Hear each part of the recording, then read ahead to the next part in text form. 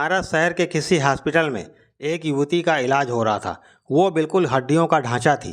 उसके साथ एक बच्चा जो उसके सीने से चिपका हुआ था। आखिर कौन थी ये महिला, क्या हुआ था इसके साथ, जानने के लिए हमारी कहानी में अंत तक बने रहिए। बनारस शहर में रेनू नाम की एक लड़की रहती थी। उसकी उससे छोटा भाई तरुण और बहन अंजलि थी। उसके पापा मनोज एक प्राइवेट फैक्ट्री में मैनेजर की पोस्ट पर थे, अतः उनकी तनख्वाह भी अच्छी थी। शहर में उनका 2 मंजिला मकान था। मम्मी रीमा घर का सारा कामकाज संभालती थी। रेनू पढ़ने में बहुत अच्छी थी। उसके उलट उसके भाई बहन पढ़ने में ठीक नहीं थे। पापा के बहुत समझाने पर रेनू के भाई तरुण ने बीए किसी तरह निकाला।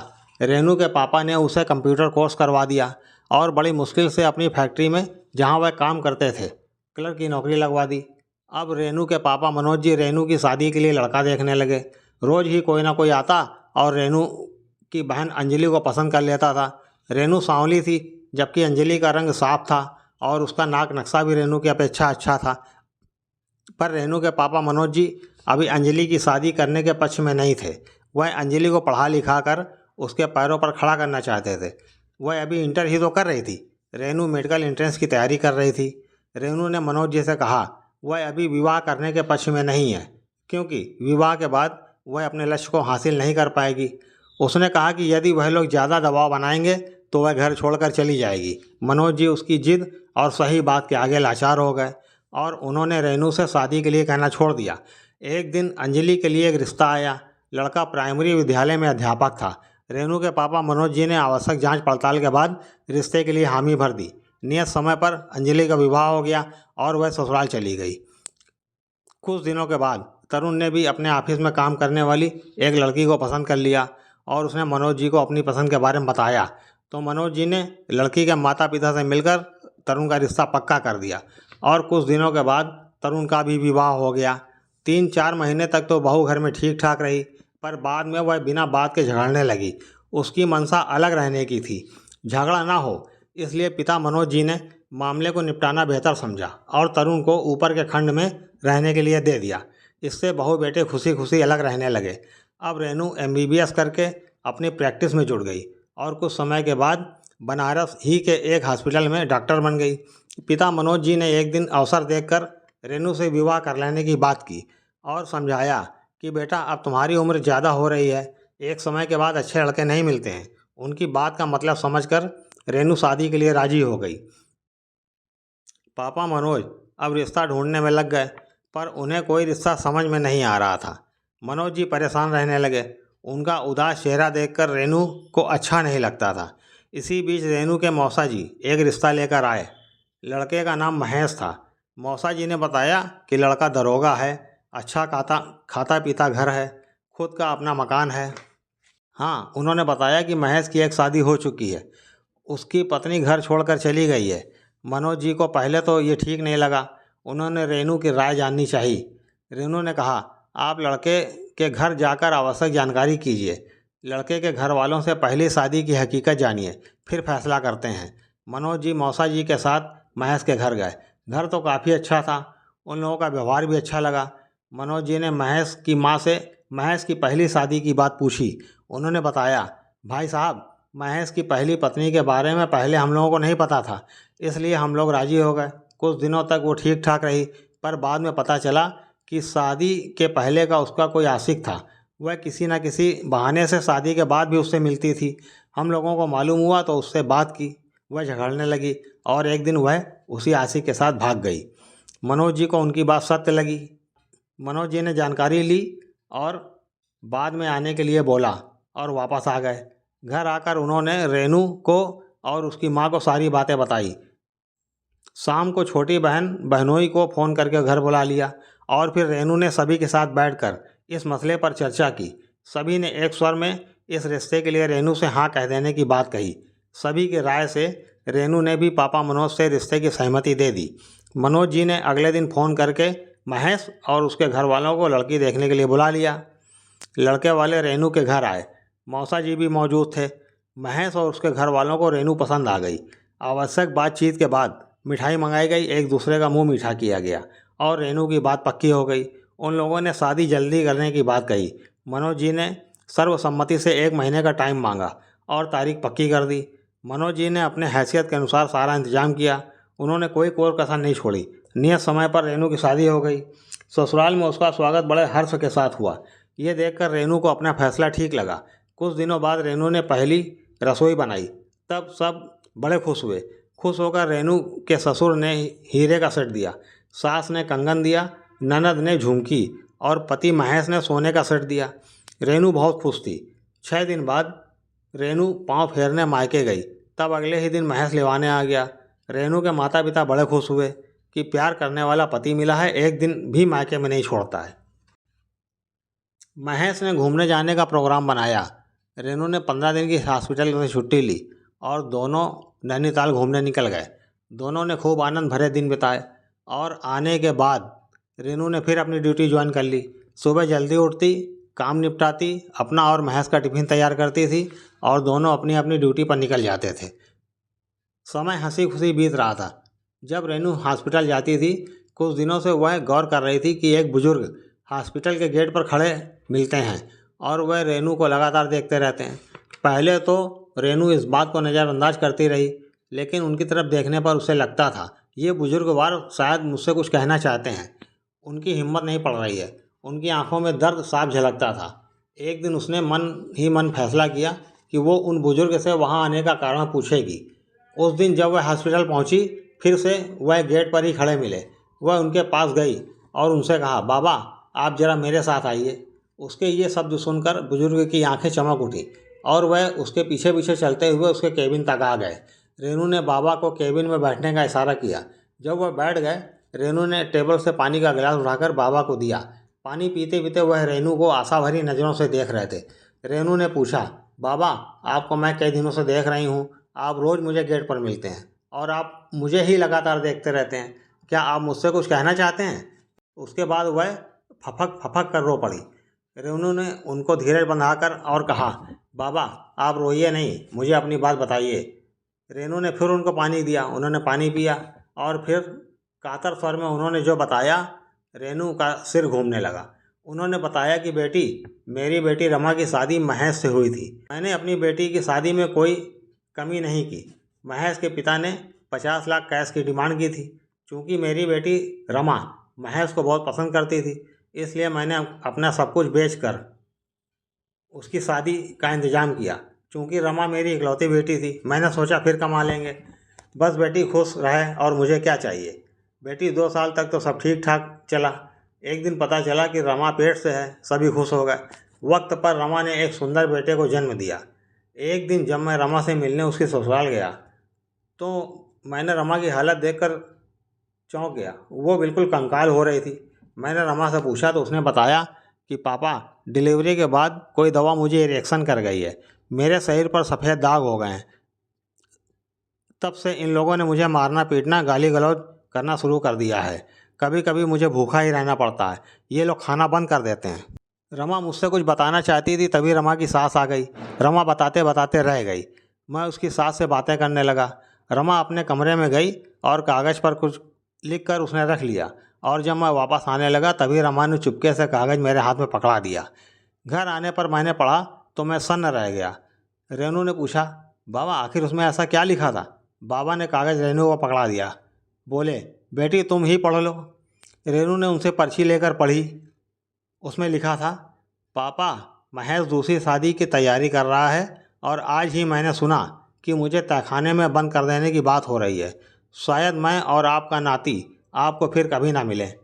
पापा मेरी पसंद के कारण आपको अपना सब कुछ बेचना पड़ा। शायद इसी की सज़ा मैं भुगत रही हूँ। और पापा पुलिस के पास जाने की गलती ना कीजिएगा। महेश की पहुँच बहुत ऊपर तक है। आप उसका कुछ नहीं बिगाड़ पाएंगे। उल्टा मुझे ही शायद अपनी जान से हाथ धोना पड़े। रेनू पढ़कर जड़ हो गई। बाबा ने कहा, बेटी बताओ अब मैं क्या करूं? अब तुम ही मेरी मदद कर सकती हो। रेनू ने पूछा, बाबा आप मुझसे किस तरह की मदद की उम्मीद रखते हैं, बताइए, मैं क्या कर सकती हूँ? बाबा बोले, और कुछ नहीं बेटी, मुझे मेरी बेटी से मिलवा दो। यह कहकर वह रेनू के पैरों में गिरने ही वाले थे कि रेनू ने उन्हें कंधे से पकड़ लिया। बोली, बाबा आप चिंता ना कीजिए, आपकी बेटी और नाती को मैं सही सलामत निकालूंगी। अब ये मेरी अपनी लड़ाई है। उन लोगों ने मुझे धोखा दिया है। कहते थे कि रमा अपने आशिक के साथ भाग गई है। अब उन धोखेबाजों को सबक सिखाना मेरा फ़र्ज है। बाबा आप अपना फ़ोन नंबर दीजिए। रमा के पिता ने फ़ोन नंबर एक कागज़ पर लिखकर न्याय की आस में थके कदमों से केबिन से बाहर निकल गए। क्या रेनू बाबा की मदद कर पाएगी? रमा कहाँ गई? जानने के लिए कहानी में अंत तक बने रहिए। बाबा के जाने के बाद रेनू ने एक योजना बनाई। उसने हॉस्पिटल से नींद की गोलियां अपने पर्स में डाली और रोज़ की तरह घर आ गई। अपना व्यवहार उसने नॉर्मल रखा, हालांकि उसके मन में इन लोगों के प्रति नफरत का लावा धधक रहा था। चुपके से किचन में घुसकर दूध में कुछ नींद की गोलियां डाली और नॉर्मल होकर सबके साथ खाना खाया। रात में सबको दूध देना उसी का काम था।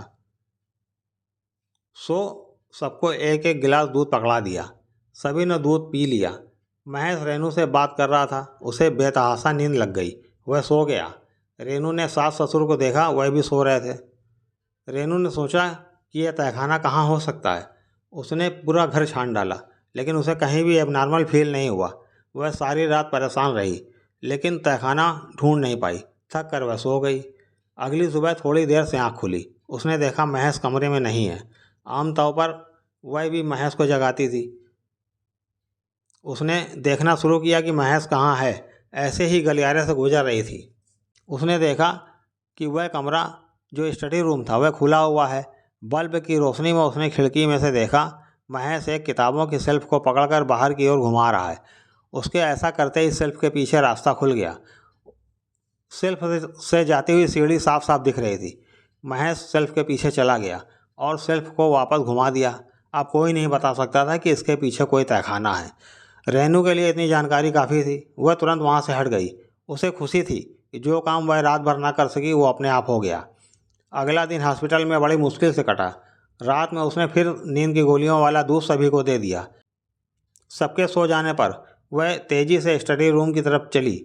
उस कमरे में कभी ताला नहीं लगता था, इसलिए कोई परेशानी नहीं हुई। अंदर पहुंचकर उसने लाइट जलाए बिना मोबाइल की रोशनी में सेल्फ तलाश किया और उसे बड़ी मेहनत से घुमाने लगी। रात के सन्नाटे में कोई आवाज़ ना हो, इसका उसने विशेष ख्याल रखा। सेल्फ घूम गया। सामने सीढ़ियाँ नजर आने लगी। वह उन सीढ़ियों पर बिना आवाज़ उतरने लगी। सीढ़ियाँ खत्म होने पर एक छोटा सा कमरा था। रेनू की वहाँ का मंजर देखकर रूह कांप गई। सामने एक कमज़ोर हड्डियों का ढांचा बनी हुई औरत बैठी थी। उसके सीने से एक बच्चा चिपका हुआ था, जो माँ के सीने से दूध पीने की नाकाम कोशिश कर रहा था। वो औरत, जिसका नाम शायद रमा था, खामोशी से ख्यालों में डूबी हुई एकटक छत को घूर रही थी। उसे खबर ही नहीं थी कि कोई वहाँ आया है। रेनू आगे बढ़कर उसके कंधे पर हाथ रखती है। रमा हड़बड़ाकर उसकी तरफ देखने लगती है। रमा रेनू को प्रश्नवाचक नज़र से देखती है, जैसे पूछ रही हो, तुम कौन हो? रेनू समझ गई रमा क्या पूछ रही है। वो लगभग रोते हुए रमा से कहने लगी, मैं इस घर की दूसरी बहू हूँ। और बोली, मुझे मालूम है तुम कौन हो। इन लोगों ने सबसे कह रखा है कि तुम अपने आशिक के साथ भाग गई हो। मैं एक डॉक्टर हूँ। तुम्हारे पिताजी मेरे हॉस्पिटल आए थे। उन्होंने ही इन लोगों की हकीकत मुझे बताई है। तुम फिक्र मत करो, मैं तुम्हें यहाँ से निकालूंगी। दोस्तों, आपको कहानी दिलचस्प लग रही हो तो हमारे चैनल को सब्सक्राइब कीजिएगा। हमारे चैनल में और भी मनोरंजक कहानियाँ हैं, उनको भी सुनिएगा। रमा काफ़ी डरी हुई थी। वह कहने लगी, आप यहाँ से चली जाइए, हमें अपने हाल पे छोड़ दीजिए। मेरी वजह से आप पर भी मुसीबत आ जाएगी। ये लोग इंसान नहीं, राक्षस हैं। आपको, मुझे और मेरे बच्चे को भी ये लोग मार देंगे। आज सुबह ही महेश आए थे, कह रहे थे कि कुछ दिन और झेल लो, शीघ्र ही तुम्हें तुम्हारे जीवन से मुक्त कर देंगे। रेनू बोली, घबराओ नहीं, तुम्हारा नहीं, उनका समय करीब है। मैंने उन लोगों को नींद की गोलियां दे दी हैं, वो सभी सो रहे हैं। मैं कल ही तुमसे मिलती, लेकिन सारी रात मुझे तहखाने की तलाश में लग गई, लेकिन तहखाना मुझे नहीं मिला। तुम्हारे पिताजी किसी तहखाने की बात कर रहे थे, सो मैं ज़मीन में ही ढूंढ रही थी। आज सुबह मैंने महेश को इस कमरे में अलमारी घुमाते देखा, तो मुझे इस तहखाने की खबर हुई। मैं अभी आती हूँ। तुम और मुन्ना दोनों भूखे हैं। मुझे लगता है कि तुम्हें कई दिनों से कुछ खाने को नहीं मिला। जब तक तुम खाओगी नहीं तो मुन्ने को दूध कैसे मिलेगा? रेनू वापस गई। रमा के लिए खाना और मुन्ने को दूध ला कर दिया। रेनू ने कहा, अच्छा अब मैं जाती हूँ। कहीं किसी की दुर्भाग्य से नींद खुल गई तो सारा किया धरा बेकार हो जाएगा। मैं तुम्हें जल्दी ही मुक्त कराऊंगी, तुम फिक्र ना करो। रमा रेनू के गले रखकर रोने लगी। रेनू रमा को सांत्वना देकर जल्दी से बाहर आई। सेल्फ को वैसे ही कर दिया और कमरे का दरवाज़ा भेड़ कर अपने बिस्तर पर आकर लेट गई। महेश सो रहा था, लेकिन रेनू की आंखों में नींद कोसों दूर थी। उसे समझ नहीं आ रहा था कि इंसान ऐसे भी हो सकते हैं। खैर, अगले दिन रमा हॉस्पिटल गई। पापा मनोज को फ़ोन करके बुलाया और उन्हें पूरी बात बताई। वह अवाक रह गए। मनोज जी बोले, बेटा, तुम्हारे कहे अनुसार रमा भी मेरी बेटी हुई। इन राक्षसों को उससे मुक्त कराना है और इन्हें इनकी जगह सलाखों के पीछे दिखाना है। मैं तुम्हारे साथ हूँ। रेनू बोली, पापा, आप रात को गाड़ी लेकर मेरी ससुराल के बाहर आ जाइएगा। मैं आज फिर वाला दूध इन लोगों को दूंगी। रमा और बच्चे को बाहर निकालकर आपकी गाड़ी तक पहुंचा दूंगी। आप उन्हें शीघ्र ही हॉस्पिटल ले जाइएगा। उन्हें एडमिट कराना बहुत ज़रूरी है। मैं स्पेशल रूम बुक किए देती हूँ। नाइट शिफ्ट स्टाफ को मैं सारी बात बता देती हूँ, वो ध्यान रखेंगे। आप दवा वगैरह लाकर तुरंत दे देना। केवल सुबह तक आप उनका ख्याल रख लीजिए। मनोज जी ने कहा, बेटी, मुझे तुम पर गर्व है। शाम को रेनू घर वापस आई। आज रेनू की सास का अलग ही रूप था। कहने लगी, रेनू, जा पहले चाय बना कर ला, हम दोनों साथ में बैठकर चाय पियेंगे। रेनू चाय बना कर ले आई। चाय पीते पीते सास बोली, रेनू, तुम्हारी तनख्वाह 1 लाख है, लेकिन तुम तो हमें केवल 50,000 देती हो। बाकी का 50,000 का क्या करती हो? ऐसे काम नहीं चलेगा। बहुत दिन हो गए। देखो रमा बैंक में काम करती थी, उसकी तनख्वाह 25,000 थी। वो सारा पैसा मेरे हाथ में रख देती थी। उसे केवल मामूली खर्चे और किराए के पैसे ही हम देते थे। वो अपने आशिक के साथ ना भाग गई होती तो हमें महज की दूसरी शादी करने की कोई शौक़ नहीं था। तुमसे इसलिए कि शक्ल सूरत ना सही, पैसे तो मोटे हमें हर महीने मिलेंगे। तुम तो बहुत होशियार हो, हमें उल्लू बना रही हो। सीधे सारी तनख्वाह मेरे हाथ में रख दिया करो। अभी तक तो चुप थे, तुम खुद समझो। लेकिन अब पानी सर से ऊपर हो गया है। अभी तुमने महेश का गुस्सा देखा नहीं है। मुझे उम्मीद है कि तुम सब समझ गई होगी। रेनू ने सारी बात सुनी, फिर रसोई में आ गई। सारा खाना बनाया, सबको खिलाया और रात में फिर नींद वाला दूध सबको सर्व किया। सबके सो जाने के बाद वह तहखाने में गई। दोनों को बाहर निकाल कर ले आई। घर के बाहर मनोज जी गाड़ी लेकर खड़े थे। रेनू ने माँ बेटे को गाड़ी में छोड़ा। बाकी सारी बातें उन्होंने पहले ही मनोज जी को बता दी थी। मनोज जी उन्हें लेकर सीधे हॉस्पिटल पहुंचे। उनका इलाज शुरू हो गया। इतने दिनों से तहखाने में बंद रहने के कारण उनकी हालत बहुत ख़राब हो गई थी। सुबह जब वह किचन में थी, सास ससुर और महेश को चुपचाप खुसर फुसर करते देखा। वह समझ गई कि सुबह महेश तहखाने गया होगा। वहाँ उन लोगों को ना पाकर इनका दिमाग ख़राब हो गया है। विचार विमर्श के बाद महेश रेनू के पास आया। बोला, रेनू, मैंने सोचा है कि काफ़ी दिनों से तुम मायके नहीं गई हो, तो हो ना हो कुछ दिनों के लिए मायके चली जाओ। तुम्हारा मन भी बहल जाएगा और मुझे भी कुछ दिनों के लिए एक केस के सिलसिले में बाहर जाना है। तुम अकेली ऊब जाओगी। रेनू समझ गई कि रमा की खोज के लिए इन्हें समय चाहिए। अगर वह नहीं मिली तो इनके लिए गड़बड़ हो जाएगी, इसलिए मुझे यहाँ से हटाना चाहते हैं। रेनू ने सामान पैक किया और घर के लिए निकल पड़ी। जाते जाते उसने देखा महेश बहुत घबराया हुआ था। कहने लगा, गाड़ी लेकर ना जाना, मुझे काम पड़ सकता है। तुम सवारी से चली जाओ, तुम्हारे घर में तो कार ही है, हॉस्पिटल उसी से आते जाते रहना। घर पहुंचकर सारी बात रेनू ने माँ से बताई और ये भी बताया कि पापा उन लोगों के साथ हॉस्पिटल में ही हैं। रेनू घर से सीधे हॉस्पिटल पहुंची। रमा और बच्चे से मिली। रेनू ने देखा कि रमा रिकवरी कर रही है। रमा रेनू से ज़्यादा बात नहीं कर पाई। बच्चे को रेनू की गोद में देकर वह बेफिक्र होकर साल भर बाद चैन की नींद सो गई। रेनू ने रमा के पापा को फ़ोन करके बुला लिया। रेनू ने मीडिया को भी फ़ोन कर दिया। अस्पताल में ही प्रेस कॉन्फ्रेंस करके उसने अपनी ससुराल की एक एक बात मीडिया के सामने रखी। गवाही के रूप में रमा और उसका बच्चा था ही। अपने वकील को बुलाकर सास ससुर और उसके पति पर 420 का मुकदमा, घरेलू हिंसा का मुकदमा करने को कह दिया। रेनू ने रमा से कहा, घबराने की ज़रूरत नहीं है, अब ये सारी खबर टीवी के न्यूज़ चैनलों पर चलेगी। न्यूज़ की सुर्खियों में आने के बाद महेश ने अपने अधिकारियों से मदद की गुहार लगाई, पर सभी ने अपने हाथ खड़े कर दिए। अब ससुराल वाले अकेले पड़ गए। सारे न्यूज़ चैनल उनके जले पर नमक छिड़क रहे थे। घर के बाहर नारी शक्ति वाली औरतें भी जूतों का हार लिए खड़ी हुई मिली। तभी पुलिस की जीप दरवाजे पर आ खड़ी हुई और उन्हें हथकड़ी लगाकर ले गई। कुछ समय बाद रमा और उसका बेटा स्वस्थ हो गए। रमा के पापा ने रेनू का धन्यवाद किया और बहुत बहुत आशीर्वाद दिया। रमा और बच्चे को घर ले गए। बच्चे का नामकरण बड़ी धूमधाम से हुआ। रमा ने रेनू और उसके मम्मी पापा को भी बुलाया। रेनू से कहा, दीदी, बच्चे का नाम आप ही रखोगी। रेनू ने बच्चे को गोद में लिया और बोली, मेरी 2 माँओं का बेटा गोपाल, अब से तू गोपाल है। सभी की आंखों में खुशी के आंसू थे। तो दोस्तों, आपको ये कहानी कैसी लगी कमेंट कीजिएगा। अच्छी लगी हो तो लाइक कीजिएगा। हमारे चैनल को सब्सक्राइब करना ना भूलिएगा। धन्यवाद। फिर मिलते हैं अगली कहानी में।